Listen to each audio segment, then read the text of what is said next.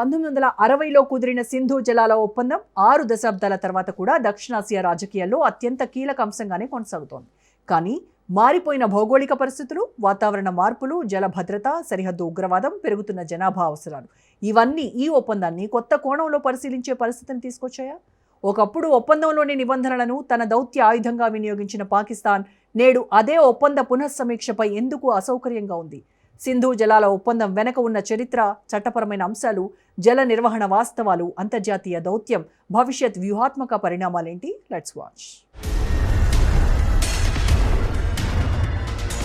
1960లో ప్రపంచ బ్యాంకు మధ్యవర్తిత్వంతో భారత్, పాకిస్తాన్ మధ్య కుదిరిన సింధు నదీ జలాల ఒప్పందం అంతర్జాతీయ జల దౌత్య చరిత్రలో అత్యంత కీలకమైన ఒప్పందాల్లో ఒకటిగా నిలిచింది. ఆ కాలంలోని రాజకీయ, భౌగోళిక పరిస్థితులను దృష్టిలో ఉంచుకొని రూపొందించిన ఈ ఒప్పందం ప్రకారం తూర్పు నదులైన రావి, బియాస్, సట్లెజ్ జలాలను భారత్కు కేటాయించగా, అధిక నీటి ప్రవాహం కలిగిన పశ్చిమ నదులైన సింధు, జీలం, చినాబ్ జలాలను ప్రధానంగా పాకిస్తాన్ వినియోగించుకునే విధంగా ఏర్పాటు చేశారు. ఈ నేపథ్యంలో పశ్చిమ నదులపై ఎగువన ఉన్న భారత్కు శాశ్వత నీటి నిల్వలు, జల విద్యుత్ ప్రాజెక్టుల నిర్మాణంపై కఠిన నిబంధనలు అమల్లోకి వచ్చాయి. నాడు ఈ ఒప్పందంలోని ప్రతి నిబంధనను పాకిస్తాన్ తన దౌత్య వ్యూహంలో ఒక ఆయుధంలా వినియోగించింది. తులుబుల్ నావిగేషన్ ప్రాజెక్టు, కిషన్ గంగా, భగ్లిహర్, రట్లే వంటి భారత్ చేపట్టిన రన్ ఆఫ్ ది రివర్ జల విద్యుత్ ప్రాజెక్టులపై అంతర్జాతీయ వేదికల్లో అభ్యంతరాలు వ్యక్తం చేస్తూ వాటిని ఒప్పంద ఉల్లంఘనలుగా చిత్రీకరించే ప్రయత్నం చేసింది.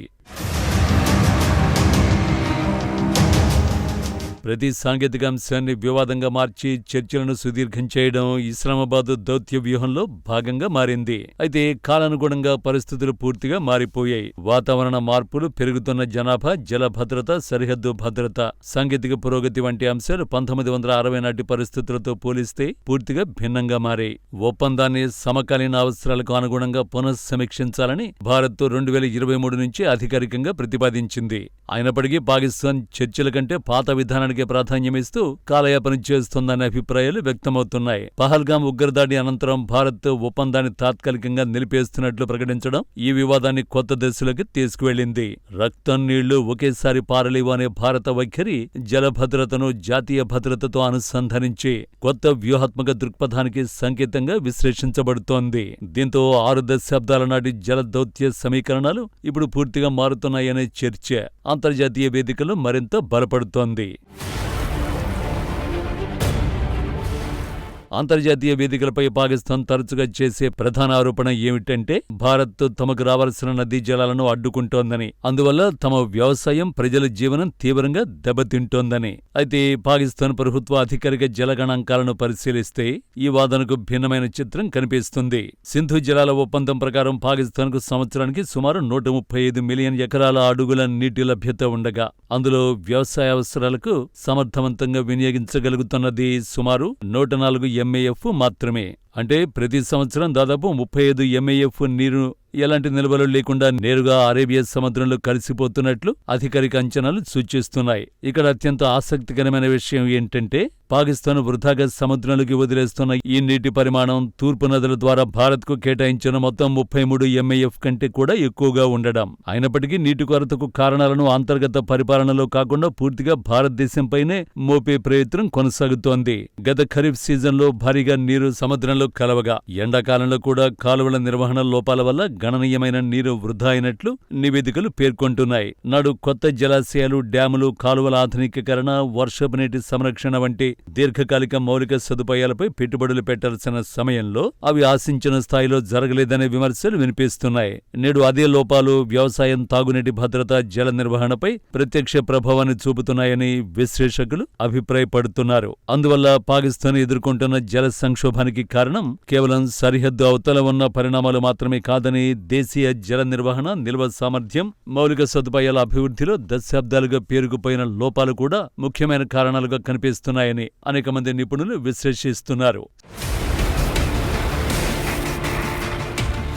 సింధు జలాల ఒప్పందంలో వివాదాల పరిష్కారానికి స్పష్టమైన అంచెల వారీ విధానం నిర్దేశించబడింది. ముందుగా ఇరు దేశాల సింధు కమిషనర్ల స్థాయిలో చర్చలు జరగాలి. అక్కడ పరిష్కారం లభించకపోతే ప్రభుత్వం స్థాయిలో దౌత్య చర్చలు కొనసాగాలి. ఆ తర్వాత కూడా సమస్య పరిష్కారం కాకపోతే ప్రపంచ బ్యాంకు నియమించే న్యూట్రల్ ఎక్స్పర్ట్ వద్దకు వెళ్లాలి. ఈ ప్రక్రియ కూడా పూర్తిగా విఫలమైనప్పుడు మాత్రమే చివరి దశగా కోర్ట్ ఆఫ్ ఆర్బిట్రేషన్ ను ఆశ్రయించే అవకాశం ఒప్పందంలో ఉంది. అయితే ఈ అంచెల వారీ విధానాన్ని పూర్తిగా పక్కన పెట్టేసి పాకిస్తాన్ నేరుగా కోర్ట్ ఆఫ్ ఆర్బిట్రేషన్ ఆశ్రయించడం ఒప్పంద స్ఫూర్తికి విరుద్ధమైంది. కిషన్ గంగా, రట్లెజ్ జల విద్యుత్ ప్రాజెక్టులకు సంబంధించిన వివాదాలను అంతర్జాతీయ స్థాయికి తీసుకువెళ్లడం ద్వారా భారత్పై దౌత్య ఒత్తిడి తీసుకురావాలనే ప్రయత్నం జరిగిందని న్యూఢిల్లీ వాదిస్తోంది. ఇదే సమయంలో neutral expert court of arbitration ప్రక్రియలు ఒకేసారి కొనసాగడం కూడా ఒప్పంద వ్యవస్థపై ప్రశ్నలు లేవనెత్తింది.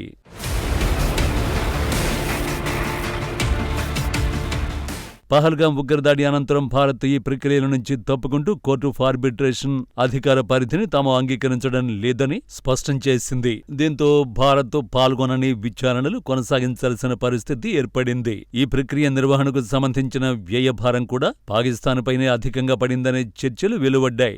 ఆశించిన దౌత్య ఫలితం సాధించకుండా న్యాయపరమైన వ్యయాలు మాత్రమే పెరగడం ఇస్లామాబాద్కు ప్రతికూలంగా మారింది. నాడు అంతర్జాతీయ న్యాయ వేదికలను దౌత్య ఆయుధంగా ఉపయోగించాలనే వ్యూహం పాకిస్తాన్కు అనుకూలంగా కనిపించింది. కానీ నేడు మారుతున్న భౌగోళిక వ్యూహాత్మక పరిస్థితుల్లో ద్వైపాక్షిక చర్చలు, పరస్పర అంగీకారమే దీర్ఘకాలిక పరిష్కారానికి బలమైన మార్గం. 1960లో రూపొందించిన సింధు నదీ జలాల ఒప్పందం ఆ కాలంలోని రాజకీయ, భౌగోళిక పరిస్థితులకు అనుగుణంగా రూపుదిద్దుకుంది. అయితే 6 దశాబ్దాల తర్వాత ప్రపంచం పూర్తిగా మారిపోయింది. వాతావరణ మార్పులు, హిమనీనదాల వేగవంతమైన కరుగుదల, పెరుగుతున్న జనాభా, జలావసరాలు, ఇంధన భద్రత, ఆధునిక జల విద్యుత్ సాంకేతికత వంటి అంశాలు ఇప్పుడు కొత్త సవాళ్లుగా మారాయి. ఇదే సమయంలో రన్ ఆఫ్ ది రివర్ జల విద్యుత్ ప్రాజెక్టులను వేగవంతం చేస్తూ తన జల, ఇంధన భద్రతను బలోపేతం చేసుకోవడంపై భారత్ దృష్టి కేంద్రీకరిస్తోంది.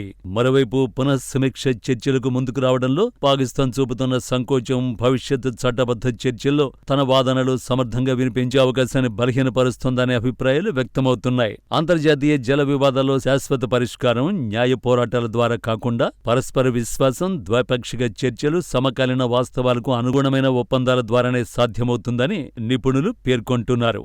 భవిష్యత్తులో పాకిస్తాన్కు నిజమైన జల భద్రత కావాలంటే జల నిర్వహణ సామర్థ్యాన్ని పెంచుకోవడం, ఉగ్రవాదంపై విశ్వసనీయ చర్యలు తీసుకోవడం, భారత్తో నిర్మాణాత్మక చర్చలకు రావడం తప్పనిసరి. మారుతున్న భూ రాజకీయ పరిస్థితుల్లో పాత ఒప్పందాల కంటే కొత్త వాస్తవాలను అంగీకరించే వ్యూహాలే దక్షిణాసియా జల భద్రతను నిర్ణయించే ప్రధాన అంశాలుగా మారనున్నాయి. సింధు జలాల ఒప్పందం కేవలం 2 దేశాల మధ్య నీటి పంపిణీ ఒప్పందం మాత్రమే కాదు. దక్షిణాసియా భద్రత, ప్రాంతీయ స్థిరత్వం, అంతర్జాతీయ దౌత్యానికి సంబంధించిన కీలక పత్రం కూడా. అందుకే గత ఒప్పందాల కంటే వర్తమాన వాస్తవాలే ఇప్పుడు మరింత ప్రాధాన్యాన్ని సంతరించుకుంటున్నాయి. భవిష్యత్తులో ద్వైపాక్షిక చర్చలు మారుతున్న ప్రపంచ వాస్తవాలను అంగీకరించే దూరదృష్టిలోనే ఉందని ఈ పరిణామాలు మరోసారి గుర్తు చేస్తున్నాయి.